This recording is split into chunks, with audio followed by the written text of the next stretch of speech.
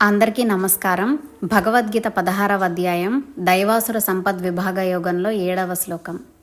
ప్రవృత్తించ నివృత్తించ జనాన విదురాసురాః న శౌచం నాపి చాచారో న సత్యం తేషు విద్యతే.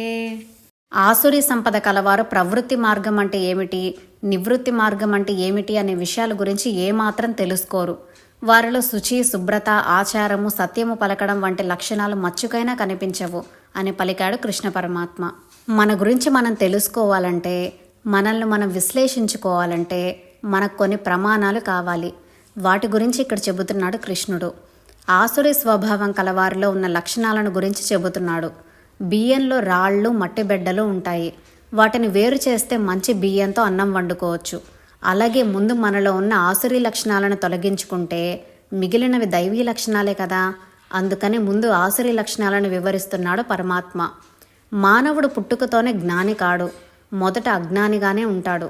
కేవలం భౌతిక పదార్థాలు మాత్రమే కావాలంటాడు. కడుపు నిండా తినడం, కావాల్సినవి అడగడం, తృప్తిగా ఆడుకోవడం, ఆనందంగా ఉండటం. బాల్యం, కౌమారం ఇలా గడిచిపోతుంది. 20 ఏళ్ళు దాటగానే యవ్వనంలో ప్రవేశిస్తాడు. విచక్షణ జ్ఞానం కలుగుతుంది. ఏమి చేయాలో ఏమి చేయకూడదో వాటి పరిణామాలు ఏమిటో తెలుసుకునే శక్తి వస్తుంది.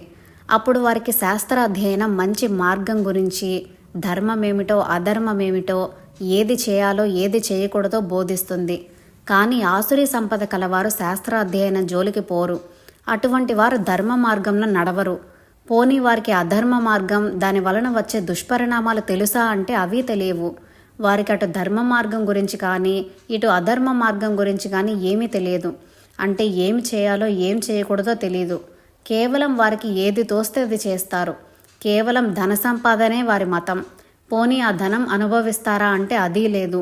ఇంకా ఇంకా సంపాదించి కూడబెట్టడంలోనే వారి జీవితం గడిచిపోతుంది.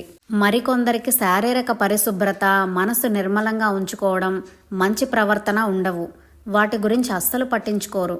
ఆచార వ్యవహారాల గురించి అస్సలు తెలియదు. తాము ఆచరించేదే ఆచారం అంటారు.